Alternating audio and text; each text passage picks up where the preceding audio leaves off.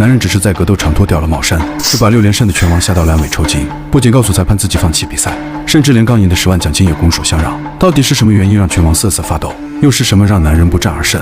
原来男人不是别人，而是世界级重量型格斗冠军。由于在一次常规比赛中，他没有控制好自己的怒气，竟在已经胜利的情况下，将自己的对手活活打死。这不仅导致男人毁掉了自己职业生涯，甚至令整个拳击界为之恐惧。虽然他轻松获得10万奖金，但也不是谁都能接受这个现实。随后男人走出格斗场，就被一名输钱的赌徒盯上，话不多说，直接一刀插入腰间。本以为男人会愤怒反抗，却被他一脸的享受感所震撼。显然如此不要命的气魄，让赌徒瞬间恢复理智，就连小刀都不要慌忙离开。随后男人打开后备箱，若无其事地寻找可处理伤口的胶布。这时远处一个叫翠花的女人走来，还说男人很会虚张声势，竟然可以不战而胜。此刻男人并不想搭理翠花，毕竟一刀下去属实有点疼痛。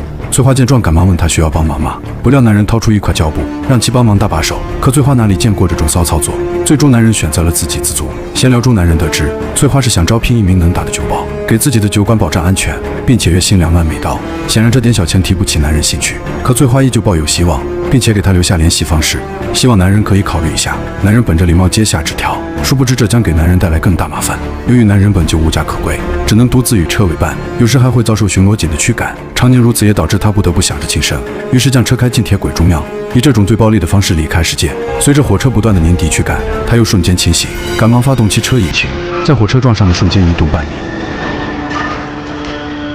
好在上帝老儿眷顾他，给了他一次再生的机会。第二天他便来到翠花给的地址，并找到翠花经营的酒馆。白天这里还算是正常人待的地方，可一到晚上就成了男人们的斗兽场，甚至连当地的警察都不敢管，并且上一任酒保是退役陆战队成员，也就上了2天班匆忙离职。可见这个地方有多乱。但对于男人来说，这简直就是自己度假生活圣地，还可以轻松躺赚2万美刀。很快一群机车党来到酒馆门口，他们刚进门就气势汹汹，不仅随意打砸驱赶顾客，甚至还打翻桌上酒瓶，宣示自己好像就是这里的王。起初男人并没有立马阻止，而是看了看翠花一眼。随着他们毫无理由的搞破坏，并且开始调戏美女店员时，男人这才缓缓起身，并让同事先去招待其他顾客，这里全部交给他来处理。Well, who the fuck are you, Mr. Smiley?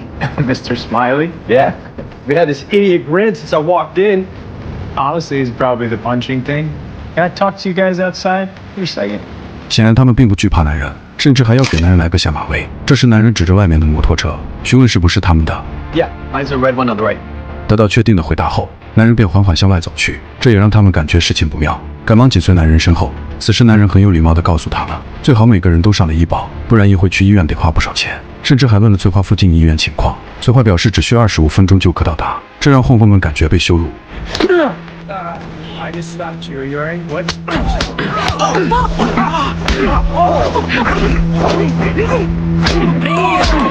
经过几个巴掌的回合，男人本想让其收手，并表示双方已打平来停止打斗，可混混还是依旧强硬，不肯就此罢休。男人也不再留情，直接将几人打倒在地，并给带头的混混来上几拳。就这么短短几分钟的时间，所有的小卡拉全部重伤。出于人道主义的善心，男人将他们全部送往医院救治。等他安排好一切后准备离开，然而一旁的医生很是疑惑，于是追出门找到男人，想了解为什么突然多出这么多病人。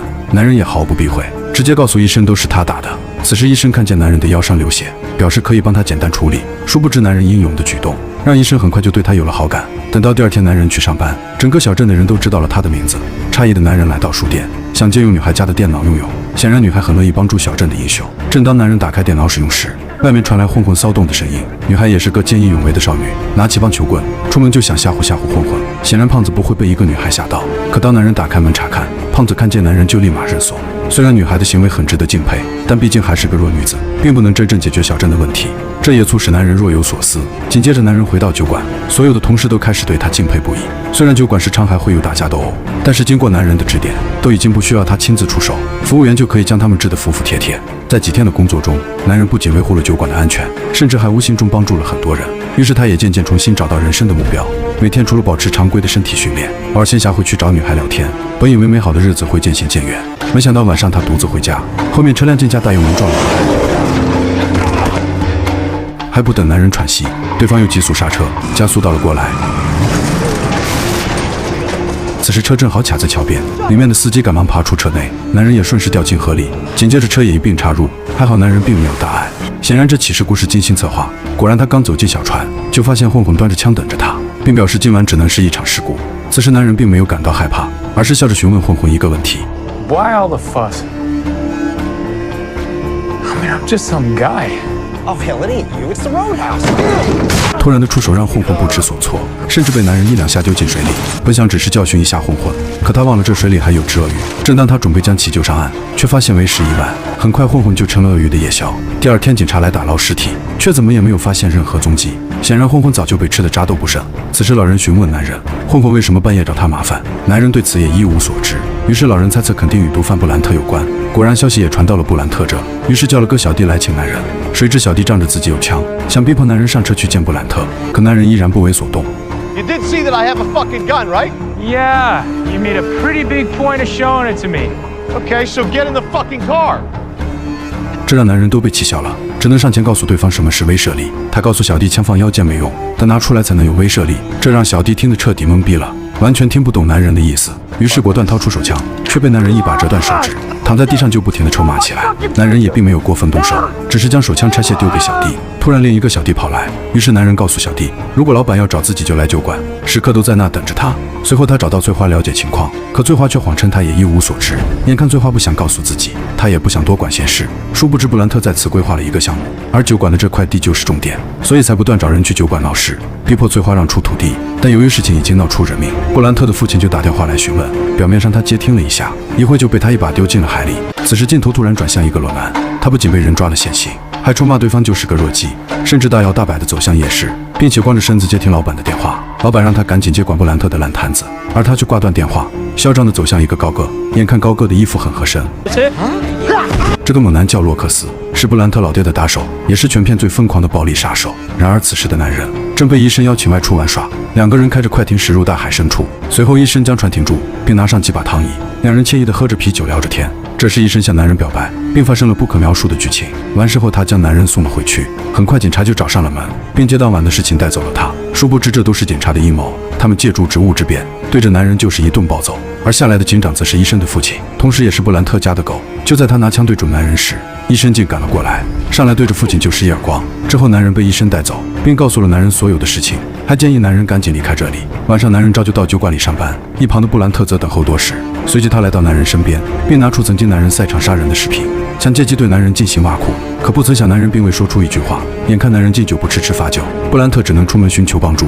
随即洛克斯带着一群小弟进门，对着酒馆就是一顿狂轰乱炸，嚣张至极的表情暴露了他的凶狠，外加他超高的战力，瞬间把整个酒馆搞得一团糟。而男人自始至终都没有一个动作。随着洛克斯不断的挑衅，男人也不得不出手表态，毕竟是拿了老板工资的人。很快他解决完各种阻碍，来到洛克斯的面前。然而洛克斯就是一个疯子，他除了打架就是打架，只为满足自己打架带来的快感。殊不知男人时刻都没下狠手，因为他时刻记着当年的自己，在比赛中没有控制住自己的情绪，将多年好友活活打死。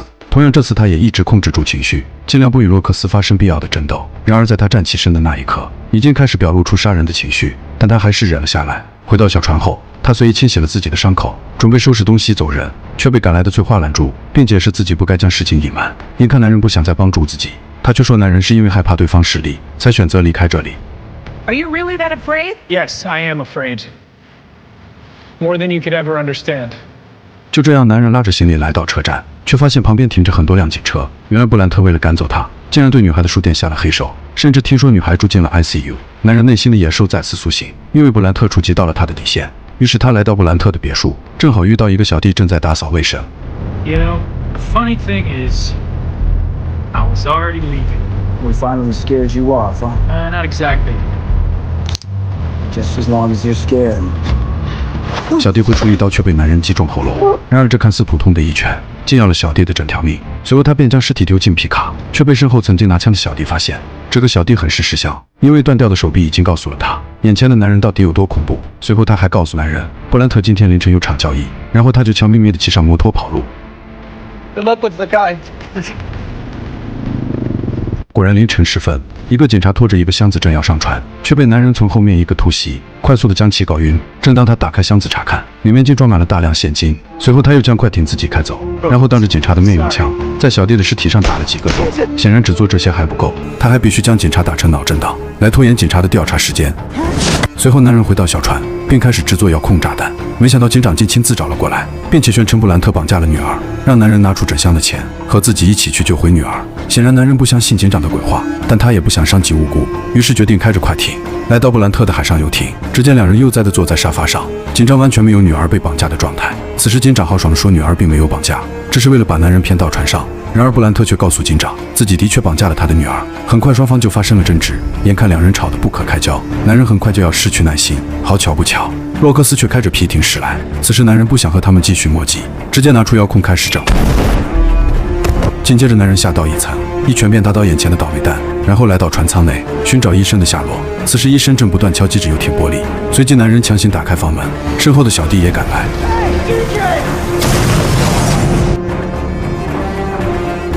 医生趁机逃出船舱，而男人正将小弟摁在水下。此时洛克斯开着皮艇驶来，还好有小弟做盾牌，男人这才轻松逃过一劫。殊不知医生刚上船就被布兰特一把丢进船尾，立马开着快艇逃跑。此时仅剩男人一人漂浮在海里，远处的洛克斯却又快速往这边驶来。男人一把抓住皮艇，同时也被洛克斯发现，不断想用脚将男人踹飞，奈何自己一个没站稳，被男人趁机爬上了皮艇。Our own little octagon. What? Who taught you shapes? 男人果断抓住油门加速，一把将洛克斯甩入水中，拖着他不断行驶。这时布兰特看见男人追来，脑子一热，一个180度转向漂移，想与男人来个死亡对撞。此时男人也发现了布兰特的意图，就在相撞的瞬间，他一跃跳进了快艇的船舱。医生眼看男人身受重伤，他果断阻止布兰特，却被布兰特一把甩开。突然男人抓住布兰特的手，一脚踹翻他，等布兰特再次爬起，快艇已经离酒馆越来越近。医生赶忙叫男人跳船。此时的洛克斯又到了跨海大桥下，爬上去后立刻拦住一辆车。另一边的布兰特虽然没死，但也已经是残废状态。可令他没想到的是，上来的男人并没有就此放过他，对着他就是一顿暴揍。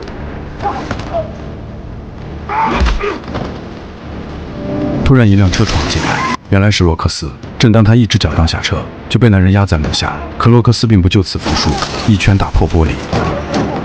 很快两人迎来了一场正式对战。此时的洛克斯一点都不像个莽夫，格斗技巧招招之力，甚至连爆发力也一点不逊职业拳手。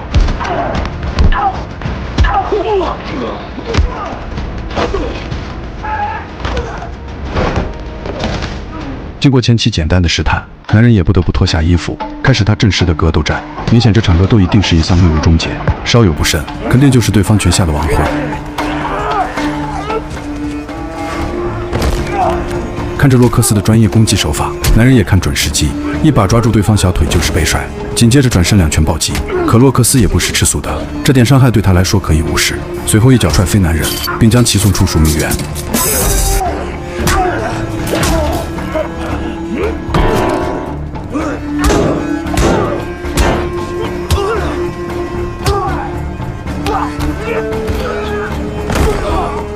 随着两个人不停地互相出拳，也很快打得精疲力尽。此时男人发起总攻，一个转身绕到对方背后锁脖，洛克斯重拳出击，然后加速退后撞击。可无论洛克斯怎么发力，男人就是不松手，即使翻滚到了地面，男人依旧缠绕全身。此时洛克斯捡起地上的木棍，准备直接下死手，却被男人一手挡住。洛克斯趁机爬起身来。